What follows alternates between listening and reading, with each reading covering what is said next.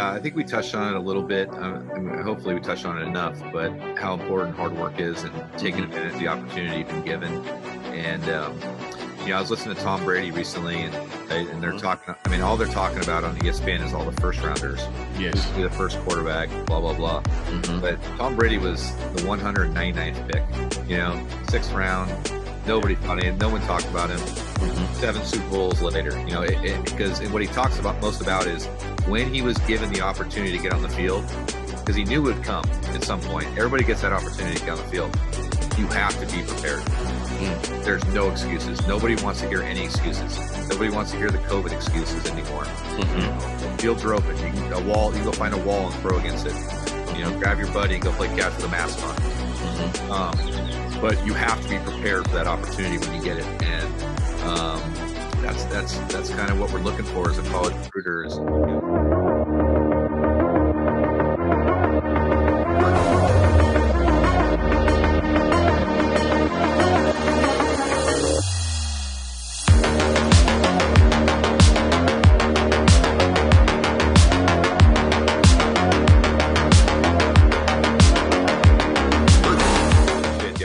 Thank you, Ronnie.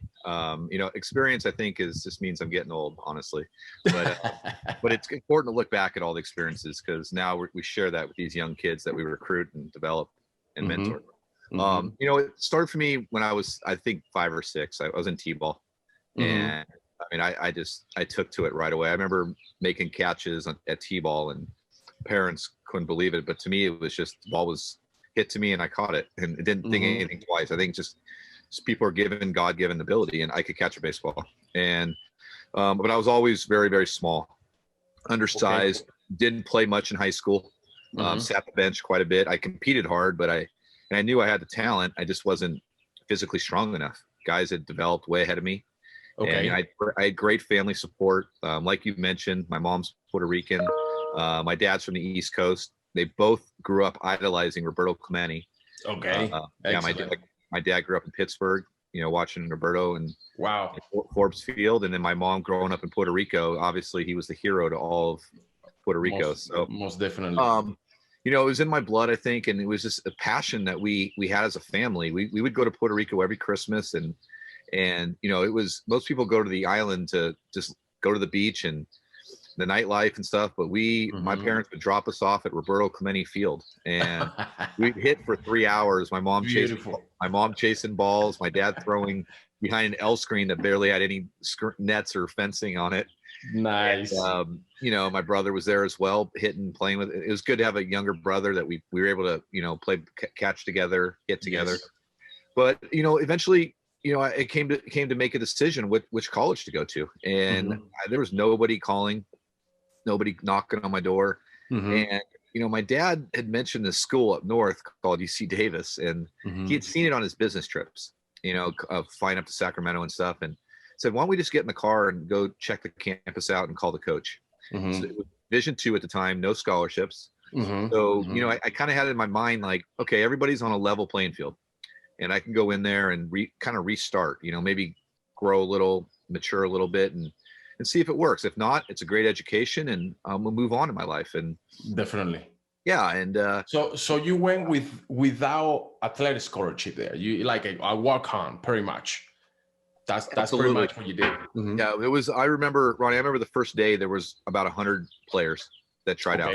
Okay. And probably 20, 25 of them were already on the team, but I didn't know that at the time. But there was 100 guys that showed up that first day at the field.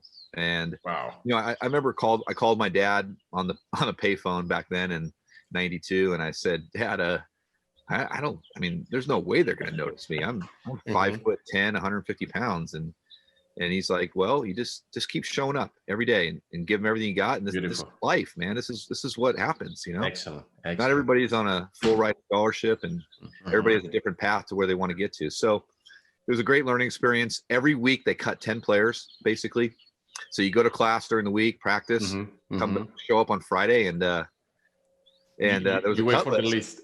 Yeah, every week I just kind of kept making it, and it eventually turned into the best decision of my life. Had a great career there. And you mentioned the World Series in '95. I'll tell you, all those experiences that you just mentioned, all the awards, all the teams, all the other stuff you mentioned in the experience, the World Series was probably the highlight in '95. The highlight? Oh, man. It was the highlight. I still remember, I could feel the dog pile on the mound when we beat UC Riverside at home to go to the World Series. And it was pretty special. And I tell our players all the time, like, nobody remembers what they hit in 1995, how many RBIs. All they remember is the dog pile on the mound and the trip to Alabama. And so those are the important things. And then, my senior year was my 5th year. I didn't expect anything to really happen. I didn't get drafted my junior year. And the Marlins showed up at my last game with a contract. Oh, excellent. A free agent contract. And I signed it for $5,000. Beautiful. Negotiated the $5,000, by the way, from 3,200. Oh, really? Yeah, my dad was a hard negotiator. Man, that's a good one. Yeah, and before I knew it, I was in Utica, New York, starting my rookie ball career in '97. '97, yeah. And then you play with the Marlins, you play with Houston and the Dodgers, correct? Is that correct? And the Blue Jays, and a quick stint with the Tigers. Oh, really? Okay, yeah. okay. Very short stint. All right, and you got all the way to AAA. I did with Houston. We had a great team that year, Roy Oswalt and guys, and yeah. Oh, really? Oh, wow, yeah. Excellent. Yeah, because you and I are pretty much in the same age, so I know all those guys on Osborne. And good team. They had a Morgan Ensberg. Oh yeah, Everett. Yeah. I didn't see the field much that summer, but so the difference between your college career and professional. I mean, because nowadays we know. I mean, like the White Sox. They have a pitcher right now. I can't remember his last name, but he was drafted on 2019, and he didn't pitch in the minors.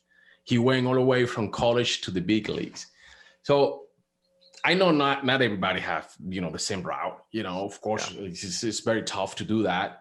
But what's the difference between both? I mean, like between college, because it seems to me that college, the professional teams will look college more like the minor leagues, kind of like, right? They prepare the kids because coaches, you guys now, I mean, you guys do a very good job, all the way from junior college to D1.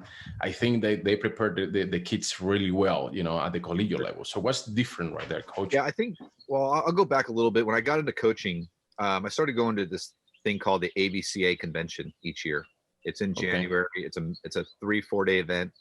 And it's 3 or 4 days of coaches getting on a stage and just teaching the game. And, you pick as a coach which seminars you want to go to, but the amount of knowledge and information that is shared is incredible out there. So yes, we are absorbing all this as coaches and passing it on to our players. And so a professional team can see that the colleges are developing these kids at a rapid speed.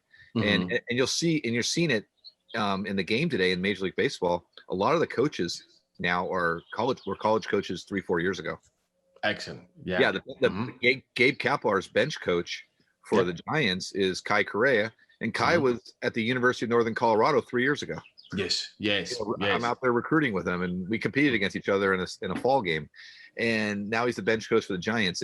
So I think Major League Baseball is recognizing what the college coaches are starting to do. But back to your original question with regards to the pitcher, and I think it's Kopech, the guy that you're referring to. Kopech, there you are. Yes, correct. I think pitchers, it's easier to make that jump from college straight to the big leagues. I mean, 94 to 98 is 94 to 98. With cut and a 92 mile an hour slider, it works everywhere. Whereas I think a hitter isn't facing that on a consistent basis in college every day. So he needs those at bats in pro ball in the minor leagues.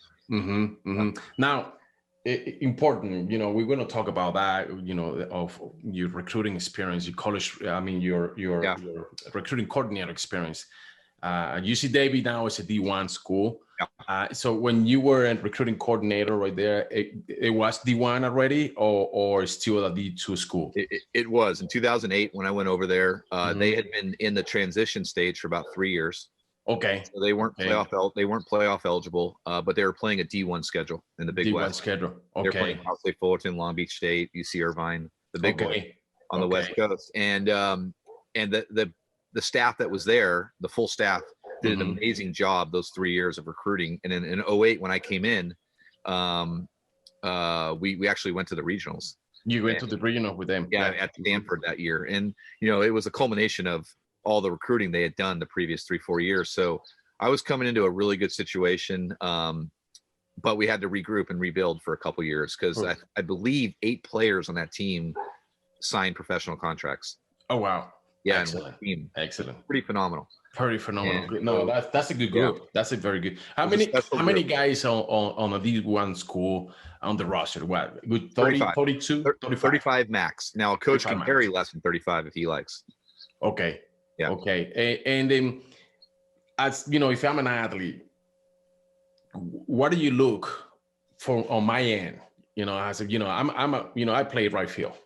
Everybody, I play second baseman as well, but I like more right field. I had some good speed, switch hitter. I mean, what is it that caught your attention as a college recruiter? Yeah, there's a lot of things, Ronnie. Usually if I'm going to go see a young man, I've already got information on him already. I've seen some video these days. I've talked to a few of his travel coaches, high school and opposing coaches. So I got a good feel for what kind of ball player he is talent-wise. Excellent. Now I'm going to go watch how he competes when I go to a game. Yeah, I mean, I'll have a young man call me after the game and say, "Sorry, coach, it was such a bad game. I went 0 for 4." But you know what? He might have had 4 hard 90s that I loved and picked up a few teammates and laid a bunt down, made a diving catch. Things like that you're looking for, difference makers. But yeah, I like to watch how they compete. I'm looking for athleticism, obviously. Talent wins. Talent wins at the end of the day. Definitely. But you got to be coachable. You got to have the ability to compete, have athleticism, and room to grow. I mean, at Division II at San Francisco State, we're not getting that sophomore that's already 6'4", throwing 90. We're just not. UCLA's getting that kid. So we gotta be patient. We gotta watch those kids that are under the radar and that develop, and we see room for growth. Do you have transfers from your school to D1 schools after that? Yeah, good question. So this particular year with COVID, we're not competing this spring. Our conference decided not to play. So I had a handful of seniors that this was their last shot, and very talented group. All those guys were part of those conference tournament teams that you mentioned. And so I sat down with each one of them and said, okay, where do you want to go? Let's make some phone calls. I want you to play your spring season somewhere. Excellent. So our catcher, who was basically our team captain the last 3 years, he's catching for UNLV right now. Oh, excellent. He's on the roster, getting some innings. Yeah, and then our second baseman, who was an All-American a few years ago, he's playing second base and center field for UC San Diego in the Big West. Excellent. And then we have our center fielders at West Texas. We got a pitcher in Louisiana. So we got a lot of guys spread all around the country right now playing. All around the country playing. Yeah. Excellent. So because unfortunately with the COVID scenario, that everything. But I hope we're gonna get back. California is still kind of in a lockdown. But hopefully everything will go back to normal. With the vaccine. We're hoping this fall everything's back to normal. Everything is back to normal. Yeah, that's what I was. Yeah, I was reading about the NCAA that they're expecting after June 1st to reopen everything kind of back to normal. Hopefully everything stay like that, because I know it's been very tough for you guys. I have talked to coaches where they haven't seen their athletes in over a year, since March of last year. That's probably your case right there, correct? Pretty much. I've seen a few of the guys. I've taken some time and driven around and seen some of the guys. That human interaction is so important, and I think that's the thing they miss the most. I mean, I should say the most. I mean, they miss playing baseball, but being with their teammates and just that daily interaction, that's what it's hurting. I mean, they can go out and hit some baseballs. They can go play catch. But as you know, Ronnie, you played. It's that dugout time. It's that locker room time. It's that time. Yes. It's something different. It's your mind goes completely all the way. It's, the mindset for the athletes changes dramatically when you're in the field. But I will tell you this, Ronnie. It's yes, it's been tough. You can't sugarcoat it. But at the same time, I think it's also. I was talking to one of my seniors last night.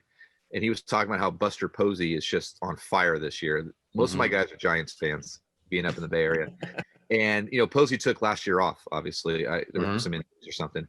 and he's like rejuvenated his body. And so my senior's like, Coach, I think our conference is going to come out like gangbusters because we're going to be all, healthy and ready to go. Yeah, why not? Yeah, it's true. And they found a real deep appreciation for what they get to do, having it taken away from them for a year. It's been a learning curve for everybody. I think it's just it's a scenario where me personally, to be honest, on my business, I got the opportunity to talk to more people. Yeah, like this. Advantage of it. Yep. Yes, they're more open now than now. I mean, yeah. I mean, like you said, before, everything, of course it hits us. It's a tough deal, but it's a learning experience for everybody. I taken it that way.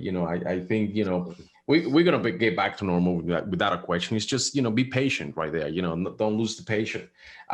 So from UC, how from UC Davis, how you were, why did you took that head job on a D2 school being in a D1 school?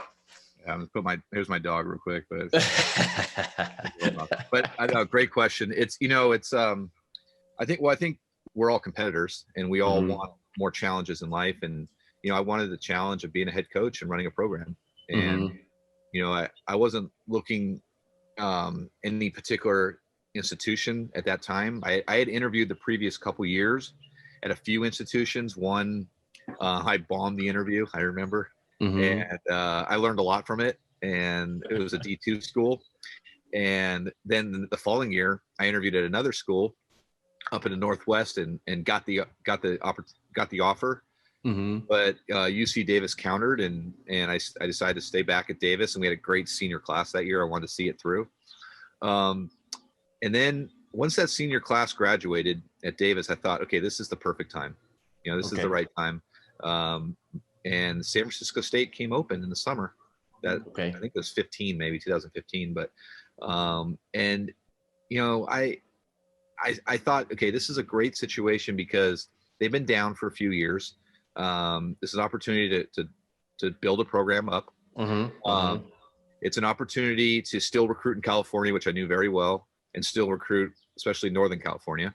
The biggest difference, Ronnie, was recruiting the junior college level for me. Because at UC Davis, we did not recruit the junior college level as much as we do at the Division II level, for whatever reason. And it's there's good players everywhere, high school and junior college, but there were some interesting things I loved about Division II. Is when we have a recruit on campus, we can actually work them out, which is huge. Division I, you can't do that. So like, say I brought you over for you're a pitcher at a high school and it's fall ball for you. I can bring you over for a campus visit. You can spend the morning with my players, have breakfast. Excellent. And then I could have you throw a bullpen. Excellent. And have, and that was something that was really intriguing to me, being able to have that interaction with the player and have my players interact with them. Excellent. Were you not able to do it in a Division I? No, you can't do that Division I. Yeah, you can only hold camps and stuff like that. Yeah, you can't hold the camps. Yeah. Now, and when it comes to recruit, I mean, you talk about something important. Where you recruit in California, you recruit. How open are you? I mean, you recruit national, international. How is your team? Right there, or you always focus on the West? Part of the country. Yeah, we have our financial constraints. Our in-state tuition is a certain amount, and then our out-of-state tuition is almost triple that. So when you're looking at using your money strategically, your scholarship money, you feel like it can go a lot farther in an in-state player. Now, I'm very open and transparent with out-of-state players that email me. I get a lot of emails from kids in Arizona, Colorado, Texas. Hey coach, I'd love to come out to California. I'd love to come to the Bay Area. This is what it's going to cost. I mean, it's pricey, and living in the city is not easy. But international, no, we don't do that. You don't do international. That's very challenging financially. It is very challenging. Yeah, not everybody. I have a kid from Ecuador. They're wealth. They're wealthy. They have the finances they can afford. So she got a very good opportunity to go to Minslab College in Mississippi.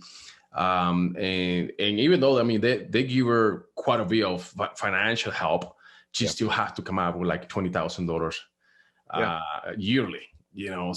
Every situation is different, Ronnie. Some families can afford it, some can't, and you just have to be open and transparent when you're talking to family about it. And I want every player to go where they're supposed to go and where they can afford it and where they're comfortable. And so we do what we can. Hey, how many coops? I mean, how many position you have? When you're talking about athletic scholarship, you have what, 9.5 or what?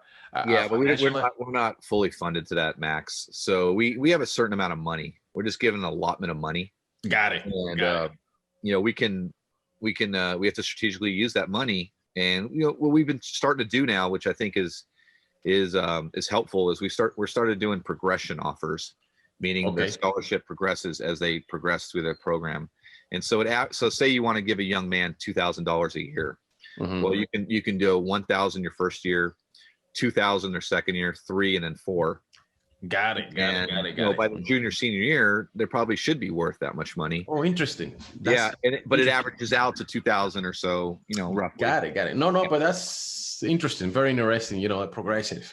Yeah, it allows you flexibility on the front end. To get some guys late into the like these junior colleges are still playing all the way till May or June. And there's some guys waiting to make decisions until, I'm sure the Division I's can start recruiting in June. A lot of these players are like, Coach, I like your program, but I want to wait and have the Division I guys come look at me. What happened? Yeah, I might not get a guy till July. Exactly. So I got to have money left over. Yeah, I got athletes that still not committed yet because they're still waiting to see what could happen if a Division I will approach them. That they have very good offers at D2s and D3s, but they still like, hold on, let me see what can I do, which is a mentality as well. And I understand it, and what I tell the players is, this is your career. Nobody should dictate what you decide. Correct. At this point, but also understand that it's very competitive at Division II, extremely competitive baseball. High talent level is through the roof, and the experience could be amazing as well. And how early you recruit? What would be the best? Would you start looking at athletes sophomore, high school, junior? I mean, when I was at UC Davis, we were starting to look at sophomores and juniors. Yeah, we never really got too aggressive with freshmen, and one of the main reasons, Ronnie, is the academic requirements to get into UC Davis. I want to talk to you about that. Very challenging, and so after a freshman year, you still don't have an idea, of what kind of student they are, and you can start to get an idea, but by the end of junior year or even into junior year, you can say, okay, which direction this student athlete going to go academically. But at SF State, it's a lot later, because we're recruiting the junior colleges and a little bit more. And then, like I said earlier, no sophomore that blue chip player is probably going to commit to us as a sophomore. I get it. It is what it is. And, but I can still communicate with them and once they're a junior, and excellent, try to keep that relationship. Cause you never know. My first boss, Rex Peters, he's now the UCLA hitting coach.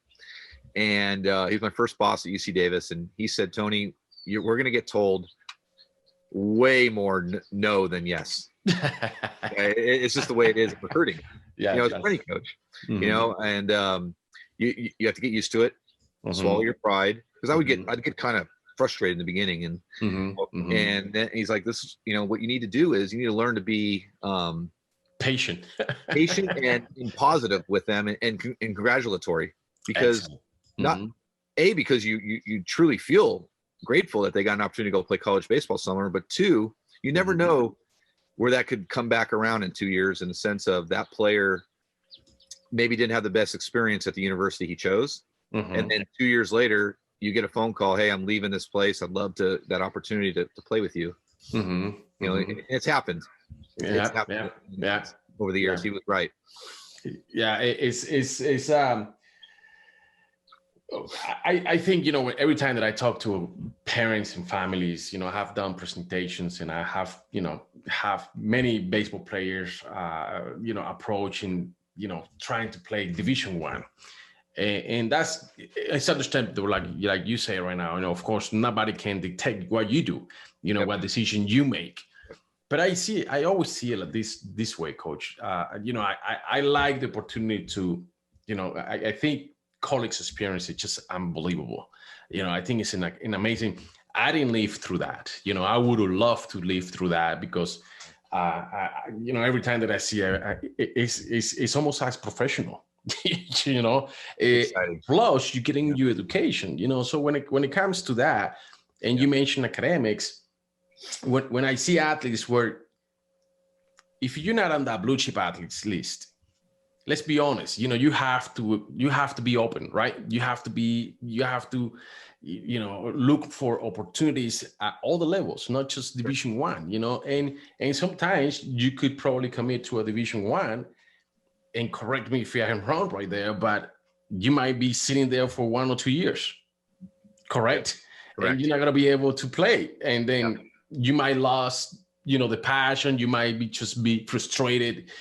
So mentally, it could affect the athlete. So on this end, I mean, I love to tell athletes, you know, just look for the opportunities, you know, at all the levels. I think Division II is a great division. Division III is one of my favorites, to be honest, without a question, because of academics. So if you have a good GPA, there is a lot of, you know, a financial aid available for you on a Division III level. That's a Division III level, the financial aid packages they have, and you know, also Ronnie, the junior college level. There's it's phenomenal baseball, and I think they're going to reap the benefits of what's happened in the country in the you know, and you know, a lot of seniors from the last 2 years just don't have any opportunities to go to a school because of rosters right now. So many kids came back. Rosters are full. The draft got cut to 5 rounds, right? Or 10 rounds, whatever it was. So, you know, that's 20 rounds less of kids signing. So I think the junior colleges are really, really, I know for a fact, a lot of them are loaded right now. With talent. And, so, but no, you're right. You're 100% right. The higher your GPA, the more you put into your academics, the more options you have. Correct. I know that, you know, talking about junior college, I went to Orange Coast College, you know, in Orange County, and they have a talented baseball team right there. They do. You know, I mean, unfortunately, you know, we all know what happened to Coach Altobelli and, you know, with Kobe Bryant's accident. It's just, the tragedy. I still can't believe it, you know. But you're right. He built that program up to something really, really special here. And I'm actually in Orange County right now. I want to tell all the recruits out there, I'm in San Francisco with the blue skies, and it's like this every single day. But this is Orange County right now. But anyway, you're right about OCC. Cypress. Doing a fantastic job in the last, you know, I mean, the last 30, 40 years. Coach they always been right there on the top, right there. But it's just an amazing, you know, opportunity. But that's what I always want to bring to the athlete. You know, I mean, go, or if you want to go, like, really do a good transfer, start with the junior college as well. You know, it goes back to that. Remember when we were younger, we had posters on our wall? Yes, sir. With quotes and sayings and all that. You know, and we had our favorite players on the wall. I remember something got really popular over the years. I think it was in college in the 90s. It was quotes. And I always remember this one quote. It was, I think it's success is when opportunity meets hard work, right? There you are. You keep using the word opportunity, and if you throw hard work in there, at the end of the day, you're going to have success. You're going to have success without a question. So what you have to do as a recruit is you have to figure out, okay, is it this university I'm going to? I know this is a great opportunity for me. I know I'm going to work hard, so I'm going to vessel. Now I got to look at things like, okay, is this the coaching staff I want to be coached by? Is this the campus lifestyle I want to be, right? Is this the atmosphere? Like, I'll tell you, when I was young, I mean, I wasn't probably good enough, but my dad took me over to see Pepperdine and back in the early 90s. I mean, they were a national title team that year in 92, and I probably couldn't have played for them. But anyways, I didn't like the university because it was so small. Got it. So if I was talented enough, I still wouldn't have picked it. It wasn't going to fit my lifestyle. I wasn't going to be comfortable there. I don't think I would have succeeded. And whereas I went to UC Davis on the visit up north, and a school of 25,000 all spread out all over the region of Northern California. And it was, because I'm a social person and I needed that. So, but that's not for everybody. Definitely. Yeah. No, I got athletes they asked me for small schools, actually. Sure. Absolutely. It's the best fit for them. They don't, you don't want to come to ASU where you have, 40,000 students. Right. Do you get to travel to, when you go out of state, what's the states that you travel the most? I know we don't have a D2 school right here, but yeah. So you talking about when we compete? Yeah, when you compete. Yeah. So no, we don't travel. We were supposed to open this season actually in Arizona at the Rockies spring training. Spring training? Oh, excellent. It would have been phenomenal. It was going to be Colorado Springs University. Okay. I know the head coach out there. He was putting it all together because he used to work for the Rockies. And then I think Cal Poly Pomona was coming out. And I think maybe excellent. Yeah, I think maybe Metro in Denver there. I can't remember all the teams that were going to be in it, but it was like a 3-4 game tournament. So we were going to start the year in Arizona, but that got canceled. We hope to get that going in the future. No, we play 50 games in a season, and 40 of them are conference games. And they're all California schools. So we only have 10 games in the beginning of the season. And what we try to do is we try to bring some schools in from the weather, like or team from Oregon or team from Colorado. Yeah. Oh, excellent. And then play some local teams in the area too. Excellent. But the goal is obviously to get to regionals, but to win the regional and get to the World Series.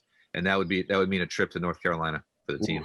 North Carolina. Excellent. And how are you feeling about that?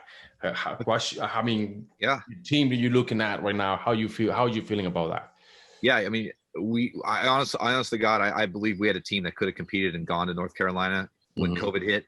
It was a group that had been together 3-4 years. We were ranked 17th in the country at one point the year before, and we'd gone deep into the conference tournament. We can't seem to get over the hump of the Monterey Bay right now. That's the goal, get past them, but and then come down and play a Southern California team in the regionals, or Montana, Billings, whoever it is. And I feel like, the word culture, I've never been a big culture guy. It's tough. I mean, I think it's overused a little bit, but if I was to use a term like that, I'd say that we do have that set in place now within the program, and we are attracting talent that we haven't attracted in the past, I think, and it's starting to build.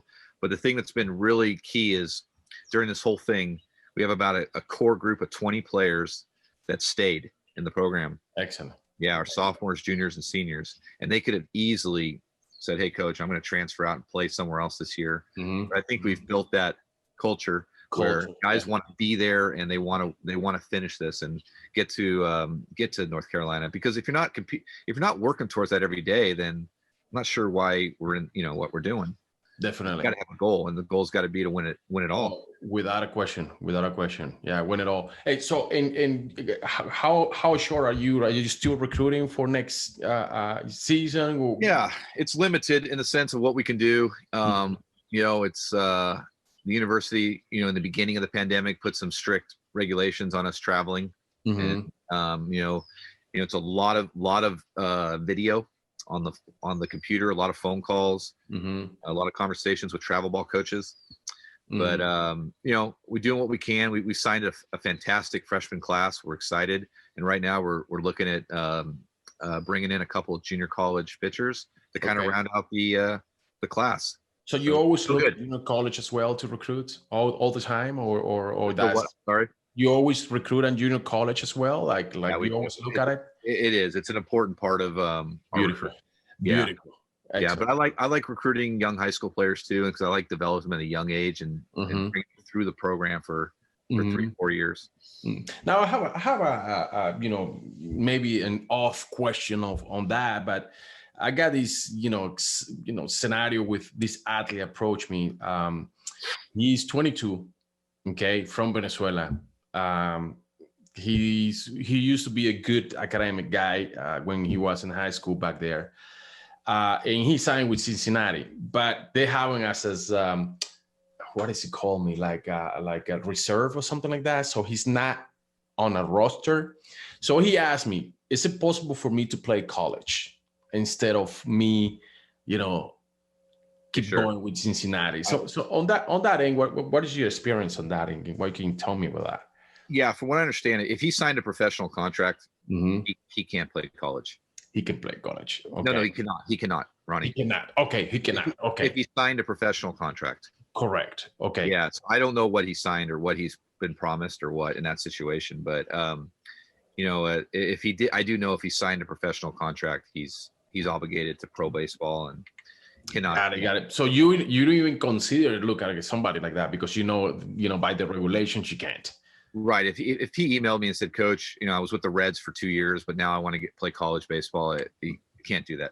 Can do that. Oh, well, thank you for the information. That's good to know. That way I can let him know. Now, academically speaking, what is your requirements? I mean, do you require, what is the average GPAs, SATs? What is the university's requirements on that? Well, the university has their sliding scale, the certain GPA, and then the SAT kind of goes with that. The higher the GPA, the lower the SAT, and then vice versa. And vice versa.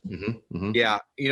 I try to stay when I'm recruiting a young man. I'm trying to, I look at his transcript pretty closely. I try to stay within the 2.6 and up range.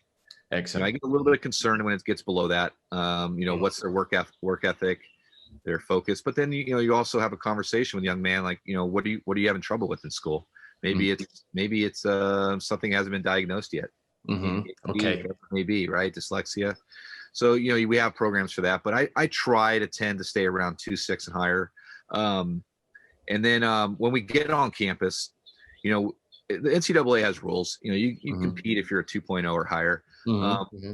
Obviously, I strive for our guys to have the highest GPA possible, and we stress academics quite a bit. All our freshmen do 6 to 8 hours of study hall per week, mandatory. We do academic progress report checks throughout the semester. Excellent. They have monthly meetings with our academic advisor, and they have mandatory meetings with their major advisors. Excellent. So they have priority registration, so they're picking their classes near the beginning of in the first kind of quadrant of all the students on campus. So they have a lot of things in place to succeed academically, and I will say this, you mentioned all the things that we've done there, and we have a lot more things we want to do, but I'll say the thing I'm the most proud of is where the team GPA is. We've been over a 3.0 as a team GPA for the past 6 semesters. I was about to ask you that. That's beautiful. It's fantastic, and I'm very proud of that because it's a lot of hard work by my assistant coaches because they run the study halls for the most part. I'll go in there and check every now and then, but as a head coach, you got a lot of responsibilities, and you're meeting with athletic directors, you're meeting with people, donors, boosters, and you lean on your assistant coaches for important things like that too. Excellent. Though that's important, because sometimes we deviate from academics, especially athletes. Athletes sometimes, not the girls. The girls always stay there, but boys, we sometimes tend to deviate, and if you focus on academics, that's what I try to focus. The most important when I talk to families and occasions is like, to be honest with you, I don't care much how good you are athletically. I care more about how you do academically. Because it starts there. It starts right there, the academics. And then, like you said earlier, the more you've prepared yourself at a younger age academically, the more options you give yourself. Yeah, without a question. It is important for the athlete to have that mentality. I have good athletes approach me with lower 2.0 GPAs, and I even have stand third base. He's probably 6'3", junior, left. He's a lefty, third base, extremely good at 1.8 GPA. I'm like, you have to really, work up there. There's no way I can, we can do anything with that GPA. It's tough. As a college recruiter, it's it's stressful when your student athletes are struggling in the classroom because you don't know if they're gonna be eligible. You know, that's your third baseman, right? And if he's not eligible, who's going to play third when the season starts in the spring? Yeah. Right. Yeah. So, you know, and I think it transcends down to the field too. And, you know, when you're focused in the classroom and you're doing well and you know, it doesn't have to be all A's, let's be honest, you know, you can be a B, C student and succeed. And when you're doing well in the classroom, you don't bring that stress down to the field. But when you're struggling and you're barely making grades and you're not sure you're going to be eligible, that carries over to your play on the field. Yes. And you're not able to relax and, you know, and put that away for 3 hours when you're trying to be focused on baseball. That's correct. Now, how many hours of training when you and Cam, you know, you started your training section, how many hours on a weekly basis you spend with the guys? Yeah, we're regulated by the NCAA on maximum number of hours per week. So, you know, we get 45 days in the fall. So I usually pick October 1st to November 15th. Those are my 45 days, and I get 20 hours a week with the guys. Excellent. So I have to kind of divvy that up between weight room time and field time. So, you know, it's you know, it's enough time, I think. You know, we all wish we had a few more hours on those weekends when we're inter squatting, but you get a max of 4 hours per day. Max of 4 hours per day. So if you think about it, you know, we go 5 days a week. I give them Thursdays and Sundays off. So we go 5 days a week, and I try to maximize those 4 hours each day, and that includes the weight room and the practice time. The weight room, okay. Yeah, man, so an hour in the weight room, and 3 hours on the field. That's so beautiful. You know, I just go. You know, you're talking about that. I'm going back to my, you know, my days of playing. 8 hours on the field. You know. Yeah. Beautiful city. Coach, you know, I know that, you know, it's like being in a good hour conversation on sports and college recruiting. I appreciate. I don't know if you want to throw something else up there for the student athletes now that we're getting back to normal mindset. What is your recommendation to the athletes right now? Yeah, I think we touched on it a little bit. Hopefully we touched on it enough, but how important hard work is and taking advantage of the opportunity you've been given. And, you know, I was listening to Tom Brady recently, and so, you know, the NFL draft is on Thursday. I know this is a different sport, right? And they're talking, I mean, all they're talking about on ESPN is all the first rounders. Yes. Who's going to be the first quarterback, blah, blah, blah. But Tom Brady was the 199th pick, you know, 6th round. Nobody thought anything. No one talked about him. 7 Super Bowls later, you know, because what he talks about most about is when he was given the opportunity to get on the field, because he knew it would come at some point. Everybody gets that opportunity to get on the field. You have to be prepared. There's no excuses. Nobody wants to hear any excuses. Nobody wants to hear the COVID excuses anymore. You know, the fields are open. You can go find a wall and throw against it. You know, grab your buddy and go play catch with a mask on. But you have to be prepared for that opportunity when you get it. And that's kind of what we're looking for as a college recruiter, is guys that take advantage of that opportunity. They compete and they play the game right. Work ethic, as simple as that. You know, if you don't put it in, you're not going to get any results without a question. Thank you so much, Coach.